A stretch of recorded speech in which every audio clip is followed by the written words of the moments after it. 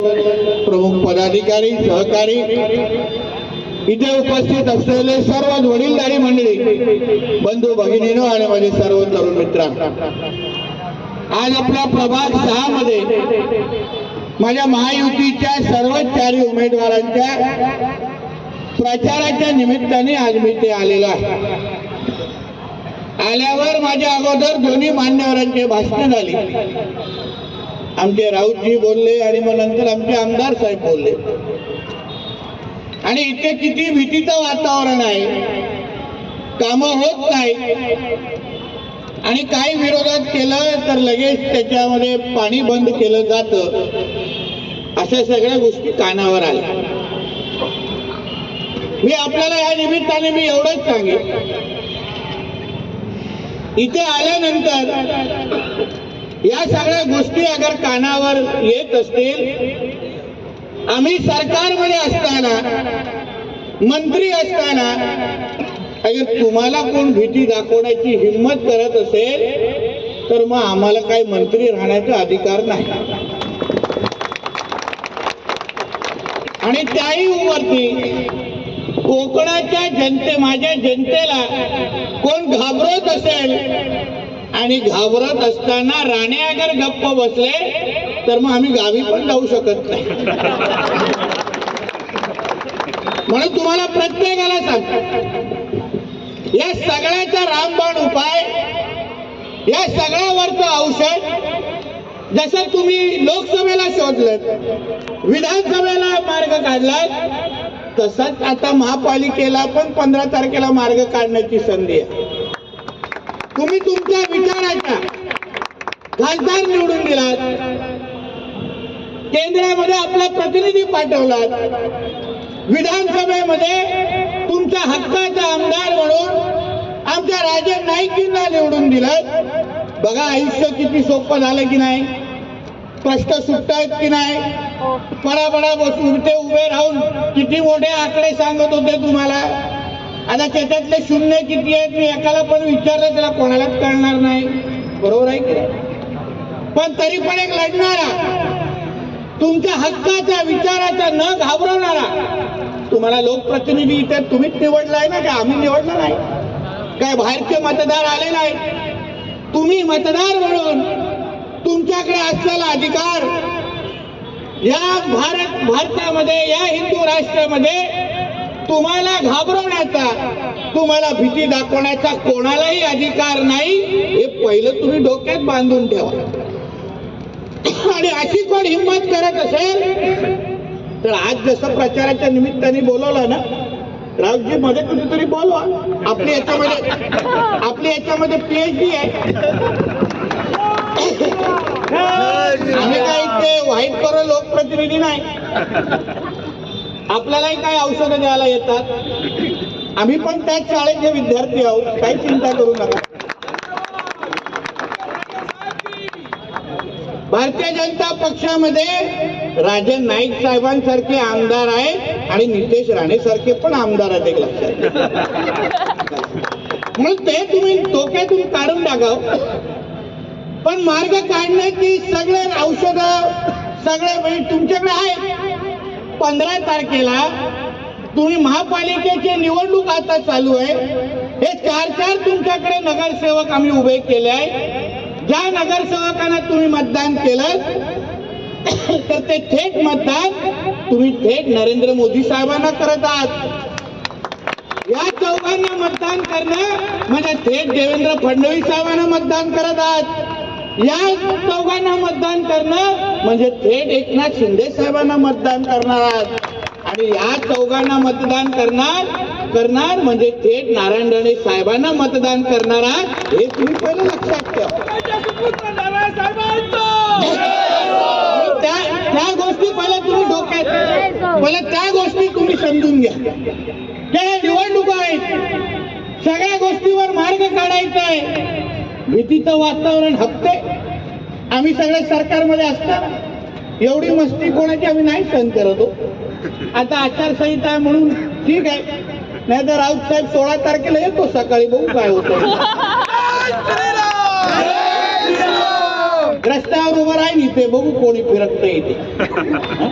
या सगळ्या गोष्टी नाही. आम्ही काय या गोष्टी आमच्या राज्यात सहन करायला देणार नाही. कोणावरही अन्याय व्हायला देणार नाही. आमचं म्हणणं आहे लोकांचा अधिकार आहे विकास होणं, चांगल्या प्रकारच्या नागरी सुविधा मिळणं. महापालिकेच्या माध्यमातून आपण महापालिकेमध्ये का मतदान करतो?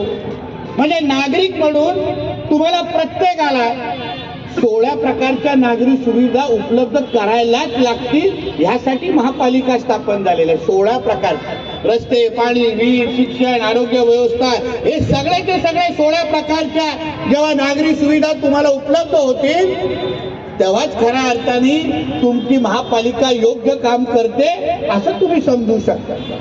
म्हणजे नुकतं उगाच ते आपल्याला अड्डे नको, विकास करण्यासाठी आपल्याला महापालिकेमध्ये सत्ता हवी. आमचे 4 उमेदवार सक्षम आहेत. विचार करून आम्ही तुम्हाला दिलेले आहेत. तुम्हाला फक्त 15 तारखेला ताकदीने बाहेर निघायचंय. कोणी अगर तुम्हाला आडवं येत असेल तर फक्त आम्हा लोकांना संपर्क करा. ते लोक सुखरूप घरी जाणार नाही 2 पायावर, एवढी काळजी आम्ही घेऊ. आम्ही कोणाच्या वाटे जात नाही आणि आमच्याकडे आडवं आलं ना तर आम्ही डायरेक्ट शिंगावर घेतोय. डायरेक्ट शिंगावर. आणि म्हणून आपल्याला या निमित्ताने सांगेल, वातावरण काय थांबले जरा वळवळ करू नका थांब. म्हणून तुम्हाला या निमित्ताने सांगेल ही निवडणूक आपल्याला सगळ्या दृष्टिकोनातून महत्वाची. बघा तुम्ही विधानसभेला फक्त 12 महिने अगोदर योग्य पद्धतीने विचार केलात, आमदार बदललात, 12 महिन्यामध्ये आयुष्यामध्ये परिवर्तन झालं की नाही? विधिमंडळामध्ये मी राजन नाईक साहेबांना स्वतः डोळ्यांनी पाहिलंय. त्यांच्या मतदारसंघाचा विषय कुठलाही आला तर हा व्यक्ती 1 मिनिट गप्प बसत नाही आणि पूर्ण विधानसभा डोक्यावर घेतो. असा तुम्ही लोकप्रतिनिधी निवडून दिलेला आहे. म्हणजे योग्य वेळी मतदान केल्यानंतर, योग्य व्यक्तीला मतदान केल्यानंतर, योग्य पक्षाला मतदान केल्यानंतर किती फायदे मिळतात हे तुम्ही 12 महिने बघितलेलं आहे. विचार करा. आता बोलत असताना मी थक्क राहिलो. मच्छी मार्केटमध्ये हॉस्पिटल, हे कुठलं राज्य आहे? हा कुठला भाग आहे? तुम्हाला सांगतो, तुम्ही या सगळ्या बाबतीची चिंता 15 तारखेला आमच्या खांद्यावर टाका. तुम्हाला फक्त सोपं आहे. एकदा जय श्रीराम म्हणायचं आणि कमळचं बटन दाबायचं. बजरंगबलीचं नाव घ्यायचं, कमळचं बटन दाबायचं. मग बटन दाबल्यानंतर सगळं 5 वर्ष आमच्या खांद्यावर सोडून द्या. काय करायचं एवढ्या वर्ष त्याला संधी दिली आहे. आता पुढची 5 वर्ष ही महापालिका आमच्या देवाभाऊच्या हातात देऊन बघा. तुम्ही परत 5 वर्षानंतर निर्णय बदलणार नाही हा विश्वास तुम्हाला आजच्या निमित्ताने मिळेल. कोकणवासियांसाठी मागणी आमच्या राजन नाईकजींनी केली. इथे गावी जाण्यासाठी आपल्या लोकांना प्रायव्हेट बसेस करायला लागतात. मी बोलीन आमच्या प्रताप सरनाईक आहेत परिवहन मंत्री. काय पाहिजे गावी पोचायचं आहे ना जत्रेसाठी, आपल्या गणपती उत्सव काय असेल ना, आम्ही बसतो ना सरकारमध्ये. मंत्री आहे मी, राणे साहेब खासदार आहेत. केंद्र सरकारमध्ये तुम्हाला पाहिजे ती ट्रेन आणि पाहिजे त्या स्टॉप मिळवण्याचा शब्द आज मी तुम्हाला देऊन जातो. इथे एसटी खात्याशी बोलून, एसटी महामंडळाशी बोलून तुम्हाला इथे जो रूट इकडून ते विरार ते तुम्हाला सिंधुदुर्ग किंवा रत्नागिरीमध्ये जो स्टॉप पाहिजे फक्त मला राजन नाईकांकडे माहिती द्या. तुम्हाला ह्या 15 तारखेनंतर येणाऱ्या महिन्यामध्ये तुम्हाला हे सगळे विषय मी चालू करून देतो. हा शब्द तुम्हाला मी इथे देऊन जातो. काय चिंता करू नका. तरी तुम्ही गावी आल्यावर माझाच फायदा आहे. नातेवाईकाला येऊन सांगाल, अरे मला कोणी बस दिली माहिती आहे ना, नितेश राणेने दिली. झालं माझं काम सोपं. तेच पाहिजे गाव मांजरेकर, मग काय आपल्याला तेच पाहिजे. म्हणून हे सगळे विषय तुम्ही विचार करू. ही सगळी जी मस्ती आहे ना, ही वळवळ आहे ना, हे सगळं 15 तारखेला संपू शकतं. बघा खासदार, आमदार, आता महापालिका. महापालिकेमध्ये एकदा काय तो भगवादारी विचारायचा आमचा महापौर बसला, जय श्रीराम मला तिथं बसला तर हे सगळे हिरवे साफ करण्याची संधी तुम्ही एकदा आजमावून बघा. एकदा काय तो जय श्रीराम वाला आय लव्ह महादेव वाला तिथे बसा, एका गोल टोपी दाढीवाल्याला इथे ठेवणार नाही, हा विश्वास तुम्हाला मी देऊन टाकतो. भाजीवाला आणि तुम्हाला इथे कोणी बांगलादेशी रोहिंग्या मुसलमान दिसणार नाही. सगळी घाण साफ करून टाकलं. आणि ती काय राजन नाईकांचा विषय नाही, तो माझा विषय. आमचे विचार व्हाईट कॉलर वाले ते विषय आमचे, बुलडोजर वाले ते आमच्यावर सोडायचे. आमची सगळी ऑइलिंग करून ठेवली. एक काय तुम्ही तो माझा महापौर बसवला, 17 तारखेला बघा रांगेत बुलडोजर लागतात की नाही.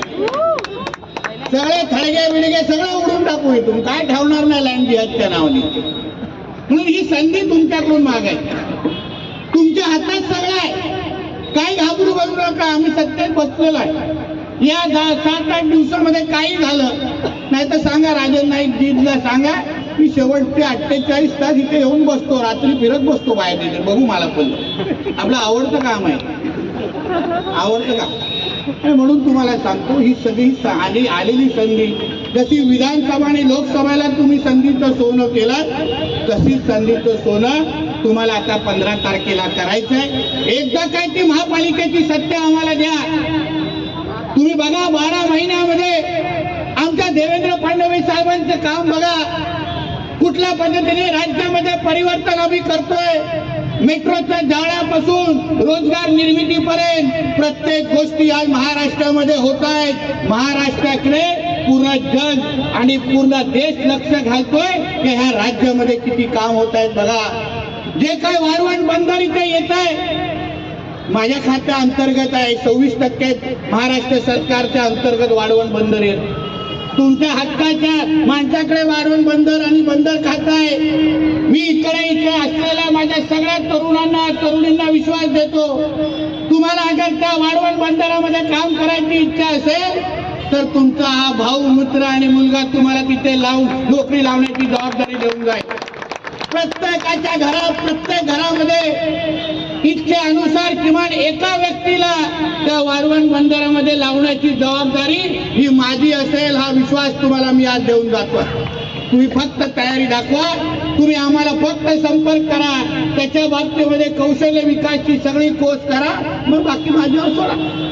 आता एवढ्या सगळ्या गोष्टी आम्ही तुमच्याकडून मागतोय, देण्याची तयारी आमची आहे.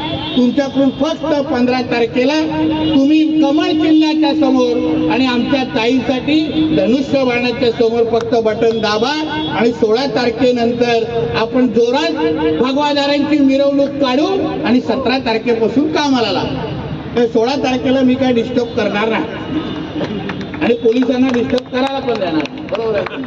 खूप हिशोब चुकते करायचे आहेत, हो की नाही मांजरेकर. खूप सूद झालेली ना तेव्हा.